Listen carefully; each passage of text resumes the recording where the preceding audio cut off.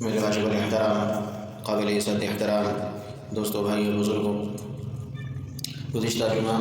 آپ حضرات کے سامنے اس زمانے کی ایک بہت بڑے فتنے یا بہت بڑی ضرورت کے بارے میں بات کی تھی۔ یہ بہت ہی تفصیل طلب موضوع ہے۔ اس زمانے کے اندر ایک ہماری جو ایک نسل ہے جس چیز کے پیچھے پڑی ہوئی ہے اور جس کی لت لگی ہوئی ہے، گویا کہ ایک قسم کا نشہ لگا ہوا ہے، وہ کیا چیز ہے؟ وہ موبائل ہے، وہ اسکرین کا استعمال ہے، وہ میڈیا کا استعمال ہے۔ یہ ایسی چیز ہے کہ جس کے بغیر آج کے زمانے میں گزارا مشکل ہے، کیونکہ آج ایک جدت کا دور ہے، ٹیکنالوجی کا دور ہے، سائنس کا دور ہے، نئی سے نئی چیزیں ایجاد ہو رہی ہیں، اور وہ چیزیں ان کے اندر فوائد بھی بہت زیادہ ہیں اور نقصان بھی ہے۔ ایسا نہیں ہے کہ صرف فائدے ہیں، نقصان نہیں ہے۔ کسی بھی چیز کو جو اللہ تعالیٰ نے بنائی ہے یا اللہ کی بنائی ہوئی چیزوں سے انسان نے کچھ سیکھا اور اس سے ایک نئی چیز کو وجود دیا، وہ اگر اس کو حد کے اندر رہتے ہوئے انسان استعمال کرے، جتنا ضرورت ہو اس کو استعمال کرے، تو وہ چیز فائدہ مند بن جاتی ہے۔ اگر اس کا استعمال کا یا تو طریقہ نہ آتا ہو یا جتنا استعمال کرنا چاہیے اس سے زیادہ استعمال کرے یا بغیر مقصد کے اس کے پیچھے پڑا رہے، تو وہ چیز جس کے اندر فوائد بہت زیادہ ہیں وہ بہت زیادہ نقصان کا باعث بن جاتی ہے۔ انہی چیزوں میں سے ایک موبائل فون ہے۔ یہ موبائل فون اس زمانے کی ضرورت بھی ہے۔ اس کے بغیر آج کا نظام بہت مشکل ہے، جو آج ترقی کا دور ہے اور تیزی کا دور ہے۔ چیزوں کے اندر بہت تیزی آ چکی ہے۔ مارکیٹوں کا سارا نظام موبائل کے ذریعے سے ہے، یعنی کمپیوٹرائز سسٹم ہے۔ دنیا کے کسی شعبے میں بھی آپ جائیں گے، کمپیوٹرائز سسٹم بن گئے۔ کاغذی کارروائیاں جو پہلے کسی وقت ہوتی تھیں وہ تقریباً ختم ہو چکی ہیں یا ختم ہونے والی ہیں۔ اب جدید اس مشینری کا دور ہے، اس وجہ سے یہ وقت کی ضرورت بھی ہے، لیکن اس کے اندر نقصان بھی ہے کہ انسان انہی چیزیں کے پیچھے پڑا رہے۔ میں نے ایک مضمون پڑھا تھا یا بیان تھا، جس آدمی نے موبائل فون کو ایجاد کیا نا، یہ جو بڑا موبائل فون ہے، اینڈرائیڈ فون ہے اسکرین والا، وہ خود اس کو استعمال نہیں کرتا۔ اس کے پاس خود کے استعمال کے لیے سادہ موبائل ہے، بٹنوں والا، جو آپ شاید کسی کے پاس یا بوڑھوں کے پاس نظر آتا ہو۔ تو کسی نے ہم سے پوچھا کہ آپ پوری دنیا کے اندر تو بڑی تیزی کے ساتھ اپنا موبائل فون، جو آئی فون ہے یا اینڈرائیڈ ہے، سیمسنگ ہے، کوئی بھی ہے، آپ اتنی تیزی سے پھیلا رہے ہیں، آپ کی چاہت ہے کہ ہر ایک بندے کے ہاتھ میں میری کمپنی کا موبائل ہو، اور خود آپ سادہ موبائل استعمال کرتے ہیں، اس کی کیا وجہ ہے؟ آپ خود کیوں نہیں استعمال کرتے؟ اس نے چند ایک باتیں کی۔ اس میں ایک بات تو یہ کی کہ اگر میں خود اس موبائل کے اندر لگ جاؤں نا، تو یہ موبائل اس کے اندر ایسی کشش ہے اور انسان کا دل نہیں چاہتا اس کو چھوڑنے کا۔ ایسا ایک گہرا سمندر ہے، جتنا انسان اس کے اندر گھستا جائے اس کی گہرائی کا پتہ ہی نہیں چلتا، وقت کا پتہ ہی نہیں چلتا۔ تو اگر میں یہ موبائل استعمال کرنا شروع کر دوں تو پھر دنیا کے لیے میرے پاس ٹائم نہیں ہوگا، اور نئی سے نئی ایجادات کے لیے آپ جو موبائل دیکھ رہے ہیں نا ہر ایک کے ہاتھ میں، وہ پھر میں نہیں بنا سکتا۔ میں اسی کے اندر لگا رہوں گا، میرا سارا وقت اسی کے اندر ضائع ہوگا۔ اور یہ بات حقیقت ہے۔ جس کے ہاتھ میں یہ موبائل فون آ جاتا ہے اس کو نہ وقت کا پتہ چلتا ہے، نہ نماز کا پتہ چلتا ہے، نہ کھانے کا اس کے وقت اس کو ملتا ہے، نہ بیوی بچوں کے لیے اس کے پاس ٹائم ملتا ہے۔ ایسا موبائل کے اندر مست ہو جاتا ہے، غرق ہو جاتا ہے کہ ہر چیز تقریباً اس کی زندگی سے ختم ہو جاتی ہے۔ ڈسپلن، ترتیب، جو نظام الاوقات ہوتا تھا وہ سارا کا سارا نظام ختم ہو جاتا ہے۔ اس نے ایک بات یہ کی، یہی بات ہمارے لیے بہت بڑا سبق ہے، اسی کے اندر ہمارے لیے بہت بڑی نصیحت بھی ہے، سبق بھی ہے۔ تو بات کرنے کا مقصد یہ ہے کہ ہماری جو آج کی نوجوان نسل ہے اس نے اپنے ایمان کو، اپنے اخلاق کو،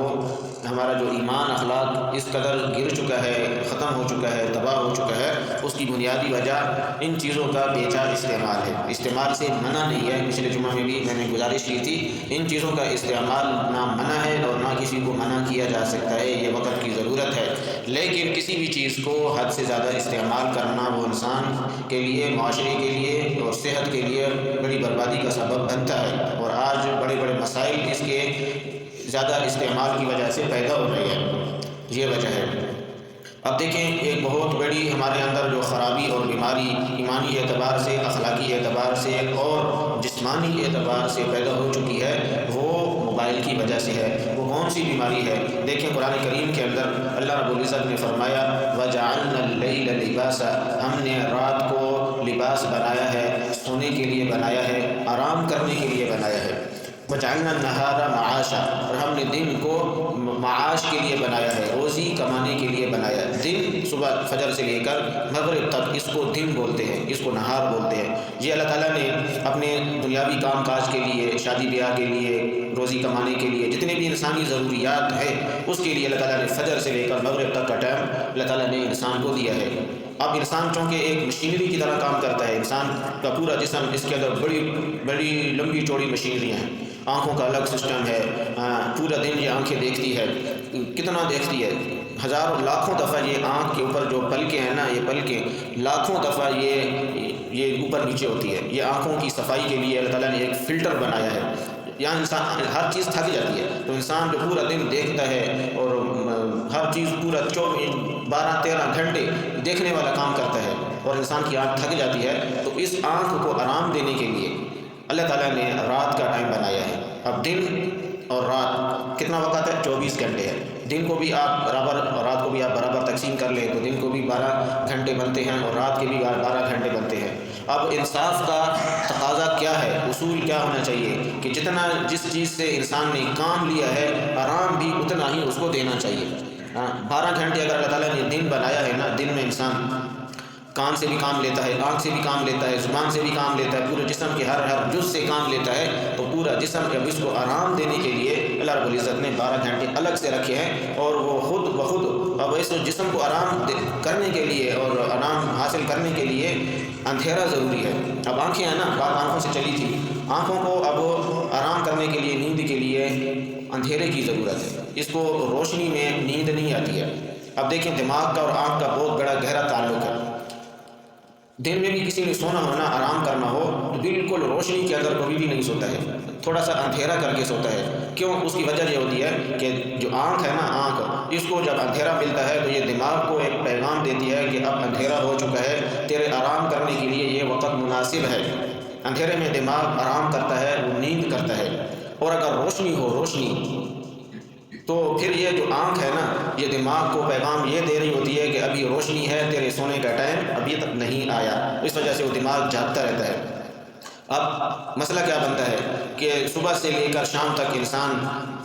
اپنے آپ کو تھکاتا ہے، آنکھوں کو بھی تھکاتا ہے، دماغ کو بھی تھکاتا ہے، اور عشاء کے بعد حدیث میں بھی آیا ہے، آپ صلی اللہ علیہ وسلم نے فرمایا کہ آپ صلی اللہ علیہ وسلم عشاء سے پہلے نیند کو ناپسند کرتے تھے اور عشاء کی نماز کے بعد بات چیت کو ناپسند کرتے تھے۔ کان یکرہ النوم قبل العشاء والحدیث بعدها، آپ عشاء کی نماز سے پہلے سونے کو، جیسے بعض لوگوں کی عادت ہوتی ہے وہ عشاء سے پہلے سو جاتے ہیں کہ عشاء کی نماز پڑھ لیں گے،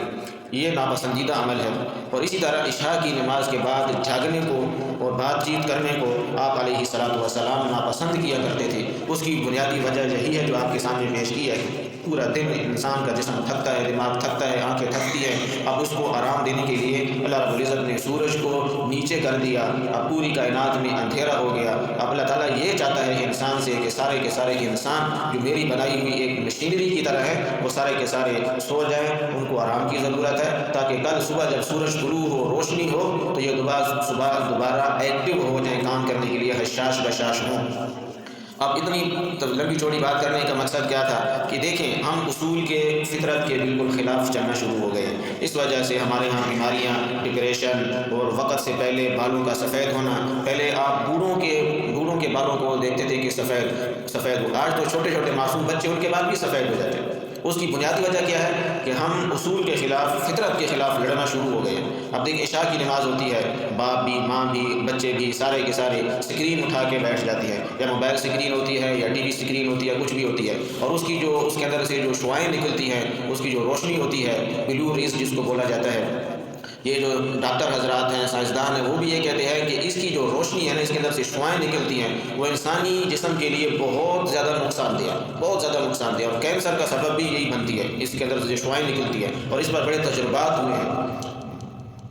تو جب انسان عشاء کی نماز کے بعد اسکرین اٹھاتا ہے، موبائل دیکھتا ہے، تو جس دماغ کو ابھی آرام کی ضرورت ہوتی ہے، اس دماغ کو آنکھیں یہ پیغام دیتی ہے کہ ابھی روشنی ہے، ابھی تیرے سونے کا ٹائم نہیں آیا، سونے کا ٹائم نہیں آیا۔ گھنٹہ، 2 گھنٹہ، 3 گھنٹہ، آدھی رات تک بعض لوگوں کی عادت ہے وہ موبائل دیکھتے رہتے ہیں، تو اس کی وجہ کیا ہوتی ہے کہ وہ دماغ کمزور ہونا شروع ہو جاتا ہے، پورا دن بھی اس سے آپ نے کام لیا دماغ سے، آنکھوں سے، اور رات کو بھی اس کو آپ نے آرام سے محروم رکھا، اب وہ آہستہ آہستہ کمزور ہونا شروع ہو جاتا ہے۔ دماغی امراض، بھولنے کی بیماری، حافظہ قوی نہیں ہے، کچھ یاد نہیں رہتا، بہت یہ بیماری عام طور پر آپ کو دیکھنے میں ملے گی کہ بہت زیادہ دماغ کمزور ہے، حافظہ بالکل نہیں ہے، چیزیں یاد نہیں رہتی ہیں، اس کی وجہ یہی چیز ہے۔ اور دماغ کی کمزوری کی وجہ سے، کیونکہ پورے جسم کا جو ایسا جو مرکز ہے نا، مرکز دل اور دماغ ہے، پورے جسم کا جو مرکز ہے جس سے پورے جسم کو پاور ملتی ہے،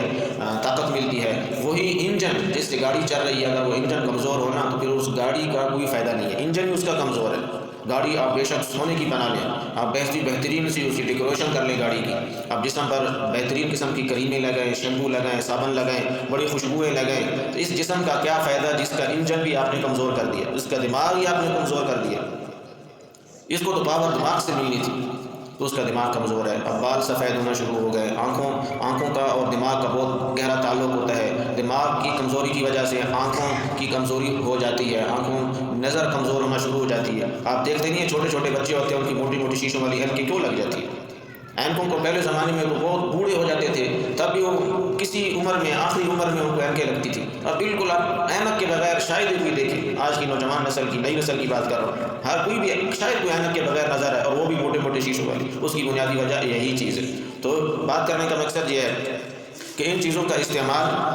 ضروری ہے، لیکن ایک حد تک جتنا استعمال آپ نے اس کو کرنا ہے وہ کریں، لیکن فطرت کے خلاف نہیں لڑیں۔ فطرت کے خلاف لڑیں گے، آپ کی صحت بھی برباد ہوگی، آپ کی نیند بھی برباد ہوگی، اور آپ کا ایمان اور اخلاق بھی برباد ہوگا۔ یہ ایمان پر بھی اثر انداز ہوتی ہے یہ چیزیں، اور انسان کے اخلاق پر بھی یہ چیزیں اثر انداز ہوتی ہیں۔ تو اس وجہ سے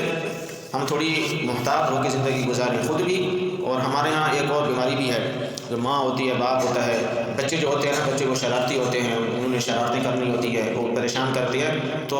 ان کو خاموش کرنے کے لیے کیا کرتے ہیں، ان کو موبائل فون پکڑا دیا، گیمیں لگا دی، کارٹون لگا دیے، بیٹا اب یہ دیکھو ہماری جان چھوڑے۔ اب اس نے تو ایک جو شرارت کرنی تھی، شرارت کرنے سے اور کھیلنے کودنے سے اس کی نشو و نما بہت اچھی ہوتی ہے، بچوں کی نشو و نما بہت اچھی ہوتی ہے، جتنا وہ شور کریں گے، کھیلیں گے، کودیں گے، شرارتیں کریں گے، ان کے اندر ایک قسم کی یعنی بہت ساری ان کے اندر صلاحیتیں پیدا ہوتی ہیں۔ آپ نے موبائل دے کے اس کو بالکل خاموش کر دیا ہے، وہ ایک جگہ بیٹھا ہوا ہے، اب وہ نہ بول رہا ہے نہ سن رہا ہے، اس کی یعنی جو دماغ ہے نا بالکل صاف سلیٹ کی طرح ہوتا ہے، اب اس کے دماغ میں صرف یہی چیز لکھی جا رہی ہے، کارٹون لکھے جا رہے ہیں، کہانیاں لکھی جا رہی ہیں، گیمیں لکھی جا رہی ہیں۔ بڑا ہو کے اس نے معاشرے میں کیا کردار ادا کرنا ہے یہ ہم سب کو پتہ ہے، اس نے کچھ بھی نہیں کرنا معاشرے کے لیے، کیونکہ وہ خود ایک ناقص انسان بنا ہے، ناقص انسان، وہ کامل انسان ہے ہی نہیں، تو وہ کیا کرے گا؟ وہ ہر چیز سے محروم ہو جائے گا، وہ ایمان کی حلاوت سے بھی محروم، اس کے اندر اخلاق بھی نہیں ہے، اس کو کسی سے بات چیت کرنے کا طور طریقہ ہی پتہ نہیں ہے، اس کو لین دین کا پتہ نہیں ہے، اس کو رشتہ داریوں کا صلہ رحمی کا پتہ نہیں ہے، اس کو بس اسی چیز سے غرض ہے، کوئی دنیا کدھر جا رہی ہے، ماں کا کیا ہو رہا ہے، باپ کا کیا ہو رہا ہے، بہن بھائیوں کا کیا ہو رہا ہے، اڑوس پڑوس میں کیا ہو رہا ہے، اس کو اس چیز سے کوئی لینا دینا نہیں ہے۔ تو اپنے گھروں میں ان چیزوں کا تھوڑا سا نا ان چیزوں کو تھوڑے دیکھ بھال کریں کہ ایسا نہ ہو کہ ہماری اولادیں، ہماری نسلیں برباد ہو جائیں۔ اللہ تعالیٰ ہم سب کو اپنے ایمان کی، اعمال کی، اخلاق کی، عقائد کی اور اپنی نسل کی حفاظت کرنے کی توفیق عطا فرمائے، سنت عطا فرمائے۔